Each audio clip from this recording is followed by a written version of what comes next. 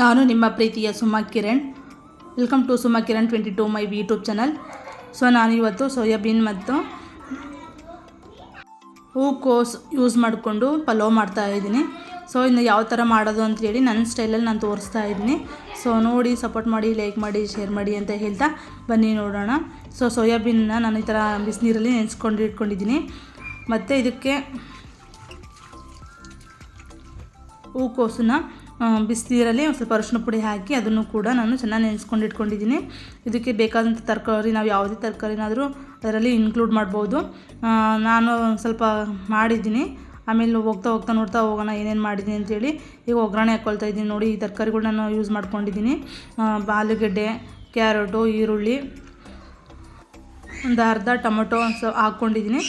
Soya bean ಮತ್ತು ಹೂಕೋಸು ಹಾಕಿರೋದ್ರಿಂದ ಜಾಸ್ತಿ ತರಕಾರಿ ಹಾಕಿಲ್ಲ. ಒಂದು 3 ತರಕಾರಿನ ಯೂಸ್ ಮಾಡಿಕೊಂಡು ನಾವು ಮಾಡೋಂತಹ ಪಲಾವ್ ಇದು. ಸೊ ತುಂಬಾ ಚೆನ್ನಾಗಿರುತ್ತೆ. ಈ ಥರ ಕುದಿಬೇಕಾದ್ರೆ ಒಗ್ಗರಣೆ ಹಾಕಬೇಕು. ಒಗ್ಗರಣೆ ಎಲ್ಲ ಹಾಕಿಬಿಟ್ಟು ನಾನು ಚೆನ್ನಾಗಿ ರೋಸ್ಟ್ ಮಾಡ್ಕೊಳ್ತೀನಿ.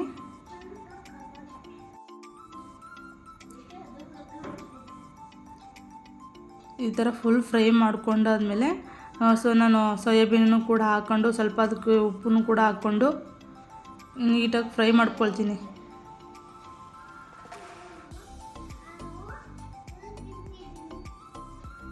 ಈ ಥರ ನೀಟಾಗಿ ಫ್ರೈ ಮಾಡ್ಕೊಳ್ಬೇಕು.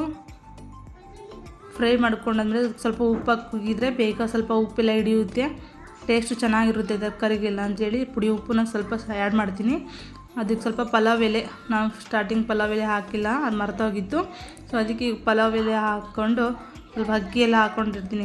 ತೊಳ್ಕೊಂಡು ಅಕ್ಕಿ ಇಟ್ಕೊಂಡಿದ್ದೆ, ಅಕ್ಕಿ ಎಲ್ಲ ಹಾಕ್ಕೊಂಡು ನೀಟಾಗಿ ಮಿಕ್ಸ್ ಮಾಡ್ಕೊತೀನಿ.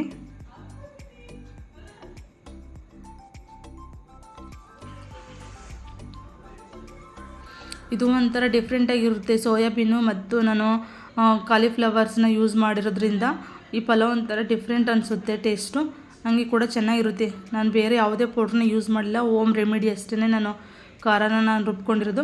ಅದಕ್ಕೆ ಯಾವ ಥರ ಖಾರ ರುಬ್ಕೊಂಡೆ ಅಂತ ಹೇಳಿದರೆ, ಸ್ವಲ್ಪ ಕೊಬ್ಬರಿ ತುರಿ, ಏಲಕ್ಕಿ, ಚಕ್ಕೆ ಹಾಕ್ಕೊಂಡು, ಸ್ವಲ್ಪ ಟೊಮಟೊ ಹಣ್ಣು, ಒಂದು ಈರುಳ್ಳಿ, ಶುಂಠಿ, ಬೆಳ್ಳುಳ್ಳಿ, ಕೊತ್ತಂಬರಿ ಸೊಪ್ಪು ಹಾಕ್ಕೊಂಡಿದ್ದೀನಿ ಅಷ್ಟೇ. ಅಷ್ಟು ಹಾಕ್ಕೊಂಡು ನಾನು ರುಬ್ಕೊಂಡಿದ್ದೀನಿ. ಆದಮೇಲೆ ಟೇಸ್ಟಿಗೆ ಇನ್ನೂ ಸ್ವಲ್ಪ ಉಪ್ಪು ಹಾಕ್ಕೊಳ್ತೀನಿ. ನಮಗೆ ಎಷ್ಟು ಬೇಕೋ ಅಷ್ಟು ಟೇಸ್ಟಿಗೆ ನೋಡಿಕೊಂಡು ಉಪ್ಪು ಹಾಕ್ಕೊಳ್ಬೇಕು. ಉಪ್ಪು ಹಾಕ್ಕೊಂಡು ಮತ್ತೆ ನೀಟಾಗಿ ಅದನ್ನು ಮಿಕ್ಸ್ ಮಾಡ್ಕೊಳ್ತೀನಿ. ಆಮೇಲೆ ಅದಕ್ಕೆ ಸ್ವಲ್ಪ ತುಪ್ಪ ಹಾಕ್ಕೊಳ್ತೀನಿ. ನಾನು ಸ್ವಲ್ಪ ನಿಮಗೆ ಬೇಕಾದರೆ ಹಾಕ್ಕೋಬೋದು, ಇಲ್ಲಾಂದರೆ ಸ್ಕಿಪ್ ಮಾಡ್ಬೋದು. ನಮಗೆ ತುಪ್ಪ ಅನ್ನೋದು ಆಪ್ಷನಲ್ ಇರುತ್ತೆ.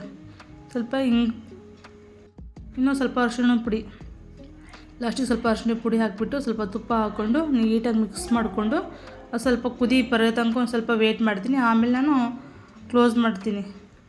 ಸ್ವಲ್ಪ ಕುದಿ ಬಂದು ಮುಚ್ಚಿದರೆ ಅನ್ನ ಸ್ವಲ್ಪ ಉದುರಾಗಿ ಬರುತ್ತೆ. ನಮಗೆ ಬೇಕಪ್ಪ ಅಂತ ಹೇಳಿದ್ರೆ ನಿಂಬೆ ಹುಳಿನೂ ಕೂಡ ಹಿಂಡ್ಕೊಬೋದು. ನಿಂಬೆ ಹುಳಿ ಕೂಡ ಹಿಂಡ್ಕೊಂಡ್ರೆ ಸೊ ನಿಮಗೆ ಅನ್ನ ಇನ್ನೂ ತುಂಬ ಸಾಫ್ಟಾಗಿ ಬರುತ್ತೆ ಮತ್ತು ಟೇಸ್ಟು ಕೂಡ ಇನ್ನೂ ಡಿಫ್ರೆಂಟಾಗಿರುತ್ತೆ. ನಾನು ನಿಂಬೆ ಹುಳಿ ಯೂಸ್ ಮಾಡಿಲ್ಲ, ಟೊಮೊಟೊ ಸ್ವಲ್ಪ ಜಾಸ್ತಿ ಹಾಕ್ಬಿಟ್ಟಿದ್ದೀನಿ ಅಂತೇಳಿ ನಿಂಬೆ ಹುಳಿ ಹಾಕಿಲ್ಲ. ನೋಡಿ, ಈ ಥರ ನಾನು ಸ್ವಲ್ಪ ಕುದಿ ಬರಬೇಕಾದ್ರೆ ನಾನು ಕ್ಯಾಪ್ ಹಾಕ್ಕೊಳ್ತೀನಿ. ನಾನು ಕ್ಲೋಸ್ ಮಾಡಿಬಿಟ್ಟು ಸ್ವಲ್ಪ ವೇಟ್ ಮಾಡಬೇಕು. ಕ್ಯಾಪ್ ಹಾಕ್ಕೊಂಡು ಸ್ವಲ್ಪ ವೇಟ್ ಮಾಡ್ತೀನಿ. ನಾನು ವೇಟ್ ಮಾಡಾದ್ಮೇಲೆ ನಾನು ವಿಷಲ್ ಹಾಕ್ತೀನಿ. ನಾನು ಯಾವುದೇ ಅಡುಗೆ ಮಾಡಬೇಕಾದ್ರೆ ಸಡನ್ನಾಗಿ ನನಗೆ ವಿಷಲ್ ಹಾಕಲ್ಲ. ಈ ಥರ ಬಿಸಿ ಹೊಗೆ ಬರ್ತಾ ಇದೆಯಲ್ವ ಮೇಲೆ, ಆವಾಗ ನಾನು ಕ್ಯಾಪ್ ಹಾಕ್ಕೊಳ್ತೀನಿ. ಆ ಥರ ಮಾಡೋದ್ರಿಂದ ನಮಗೆ ಯಾವುದೇ ಥರ ಲೀಕ್ ಆಗೋದಿಲ್ಲ.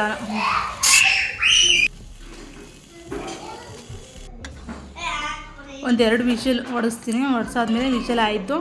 ನೋಡಿ, ಸೋಯಾಬೀನು ಮತ್ತು ಕಾಲಿಫ್ಲವರ್ ಯೂಸ್ ಮಾಡಿ ಎಲ್ಲವೂ ತುಂಬ ಟೇಸ್ಟಿಯಾಗಿತ್ತು. ಸೊ ಒಮ್ಮೆ ನೀವು ಟ್ರೈ ಮಾಡಿ ನನಗೆ ಕಮೆಂಟ್ ಹಾಕಿ ಅಂತ ಹೇಳ್ತಾ, ಸೊ ನೋಡ್ತಾ ಇರ್ಬೋದು. ಅದನ್ನು ಫುಲ್ಲು ನೀಟಾಗಿ ಮಿಕ್ಸ್ ಮಾಡ್ಕೊಳ್ತೀನಿ. ಪಲಾವೆಲ್ಲ ನೀಟಾಗಿ ಮಿಕ್ಸ್ ಮಾಡಿಕೊಂಡು ಒಂದು ಬೌಲಿಗೆ ಸರ್ವ್ ಮಾಡ್ಕೋಬೇಕು. ಅದು ಬಿಸಿ ಬಿಸಿ ತಿಂದ್ರೇ ಇನ್ನೂ ತುಂಬ ಟೇಸ್ಟಿಯಾಗಿರುತ್ತೆ.